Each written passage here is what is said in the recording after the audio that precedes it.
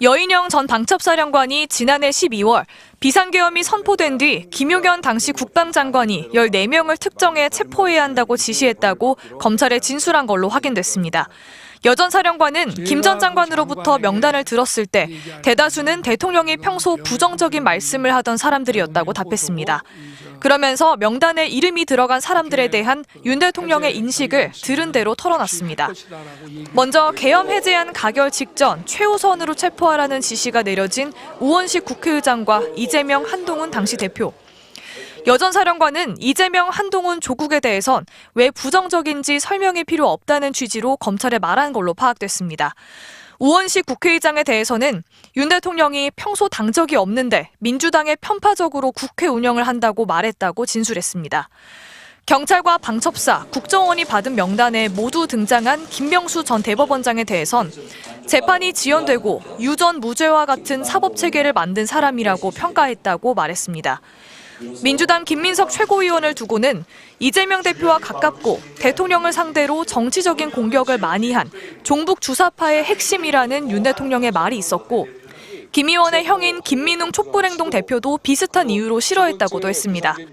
민주당 이학영 의원의 경우 젊었을 때 회장 집을 쳐들어가서 처벌받은 전과가 있는데 그런 사람이 어떻게 국회의원을 하냐는 말씀을 하셨다고 전했습니다. 양정철 전 민주연구원장과 조혜주 전 중앙선관위 상임위원은 부정선거와 관련됐다. 방송인 김어준 씨는 여론조사 꽃을 통해 여론조작을 하는 사람이라고 윤 대통령이 평가했다고 전하기도 했습니다.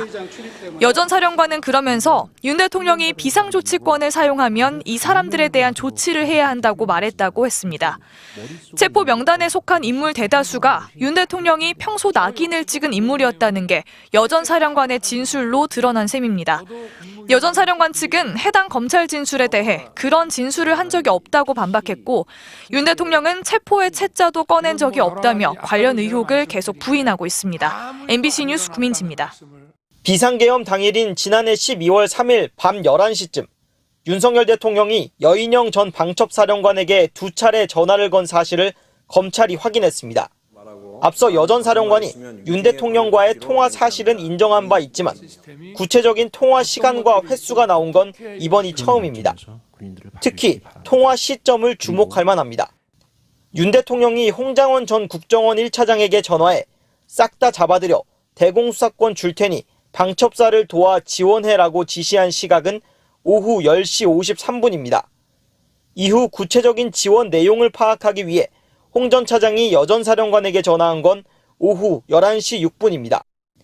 홍 전 차장은 이때 체포 대상자 10여 명을 전달받았다고 했습니다. 선배님 이걸 도와주세요.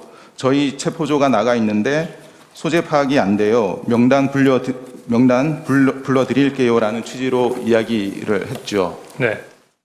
홍 전 차장이 10여 명에 대한 체포 지시로 명확하게 인식하게 된 두 전화통화 사이에 윤 대통령과 여 전 사령관의 통화도 2차례 있었다는 겁니다. 윤 대통령이 여 전 사령관과의 통화에서 명단 재확인 등 체포와 관련한 지시를 했을 가능성이 제기됩니다. 윤 대통령은 앞서 헌재에 나와 홍 전 차장에게 계엄 사무를 지시한 바 없다는 취지로 말하다 여 전 사령관과 관련 전화를 한다는 건 비상식적이라고 말한 바 있습니다. 제가 여인영 사령관한테 내가 조금 전에 1차장하고 통화했으니 뭐 애로사항 있으면 1차장한테 연락을 하라고 제가 전화를 했어야 되는데 대통령이 방첩사령관한테 그런 전화를 한다는 것 자체도 굉장히 비상식적인 얘기입니다. 윤 대통령 측은 여 전 사령관과 통화한 사실이 없다며 완전히 허구라고 밝혔습니다. MBC 뉴스 김상훈입니다. 조지호 경찰청장, 홍장원 전 국정원 1차장, 김대우 전 방첩사 수사단장. 이 세 사람은 여인형 전 방첩사령관으로부터 명단을 직접 들었습니다. 명단을 전부 다 기억해내지 못한 한계는 있지만 홍 전 차장이 작성한 메모와 비교하면 이재명, 우원식, 한동훈, 박찬대, 정청래, 김명수 6명이 일치합니다. 여 전 사령관이 불러줬다는 명단 숫자도 14명에서 16명으로 3명 다 엇비슷합니다. 여 전 사령관과 가장 먼저 통화한 건 조 청장입니다. 조 청장은 비상계엄 선포 직후 여 전 사령관이 체포할 사람들이라며 15명 이름을 불렀다고 검찰에 진술했습니다. 이후 두 번째 통화에서 한동훈 전 대표를 추가했다는 겁니다. 밤 11시쯤 방첩사 내부에도 여 전 사령관의 지시가 떨어졌습니다. 명단은 모두 14명. 명령을 받은 김대우 전 단장은 4분 뒤 직속 부하인 구민회 과장에게 이들을 호송해 구금하라고 지시했습니다. 여 전 사령관과 홍장원 전 차장의 통화도 이때쯤이었습니다.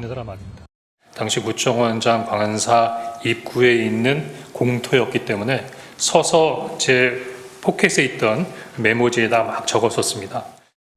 국회에는 계엄 해제 요구안을 결의하기 위해 의원들이 속속 모였습니다. 국회에 도착한 특전사 계엄군은 본청 유리창을 깨고 진입했습니다. 방첩사 체포조에 새로운 지시가 전파된 것도 이때입니다.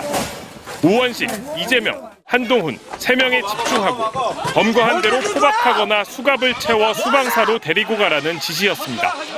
방첩사 요원 11명이 구금 장소로 지목된 수방사 B1 벙커를 방문해 30여 분간 머문 사실도 새롭게 확인됐습니다.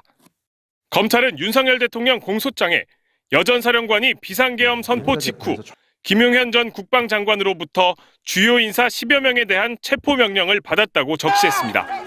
명단 전파부터 직접적인 검거 지시까지 계엄군의 체포 계획이 속속 드러나고 있지만 윤 대통령은 체포의 채자도 꺼낸 적 없다는 입장입니다. MBC 뉴스 윤상문입니다.